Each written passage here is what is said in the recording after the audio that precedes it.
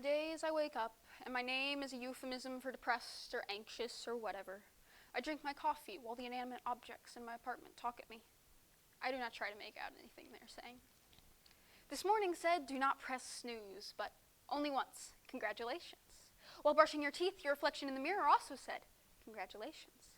You said thank you out loud to every cotton swab in the blue box and blue seashell on the shower curtain. Mom, my depression is a shapeshifter. One day it is as small as a firefly in the palm of a bear. The next it's the bear. Those days, I play dead until the bear leaves me alone.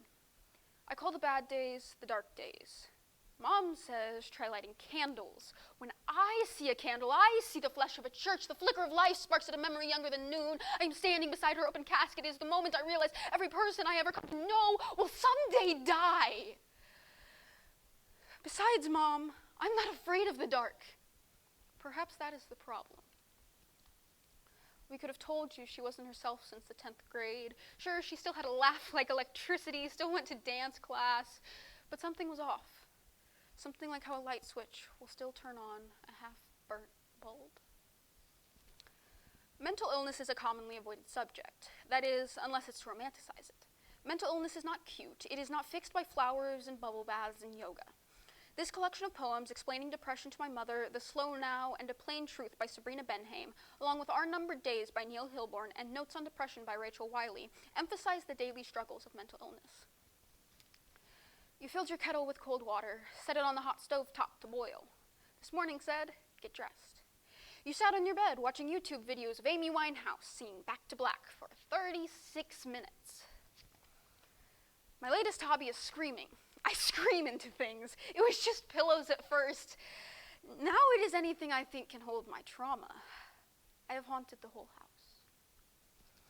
Mom says I thought the problem was that you can't get out of bed. I can't. Anxiety holds me hostage inside of my house, inside of my head. Mom says, where did the anxiety come from? Anxiety is the cousin visiting from out of town. Depression felt obligated to bring to the party. Mom, I am the party. Only I am a party I don't want to be at. Mom says, why don't you try going to actual parties? See your friends.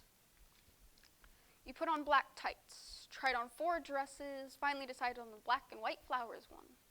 19 minutes later, you put on a sweater, and you sat fully dressed on your bed for 5 minutes more. You say hello to Afternoon. Afternoon asks if you plan on leaving the house today.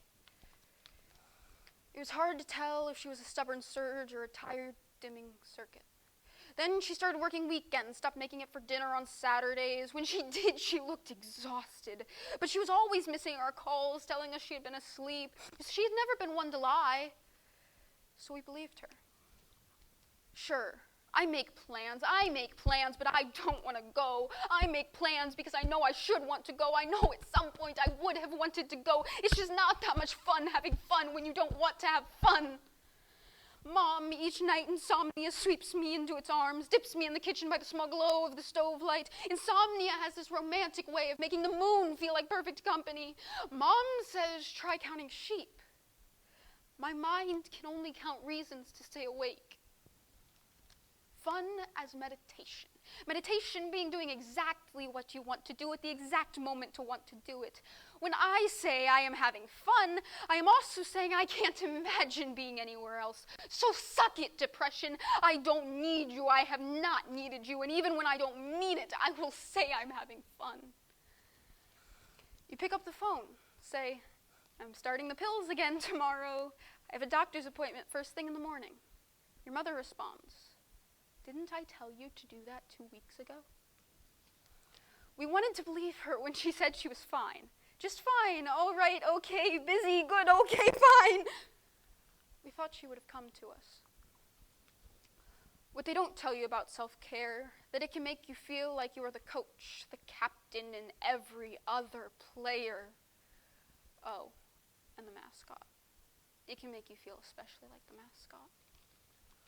So I go for walks, Mom, but my stuttering kneecaps clank like silver spoons held in strong arms with loose wrists. They ring in my ears like clumsy church bells, reminding me I am sleepwalking on an ocean of happiness I cannot baptize myself in. Mom says happiness is a decision. My happy is a high fever that will break. Mom flat out asks me if I'm afraid of dying. No, I am afraid of living. If she was having any trouble, we would have done anything to help. All we've ever wanted was for her to be happy. Mom, I am lonely. I think I learned it when Dad left, how to turn the anger into lonely, the lonely into busy. When I tell you I've been super busy lately, I mean I've been falling asleep watching SportsCenter on the couch to avoid confronting the empty side of my bed. I have clawed my way to okay, and it will just have to do for now. I set my body out ahead of me, a guideline tied to her foot, hold her above me, a sullen balloon woman.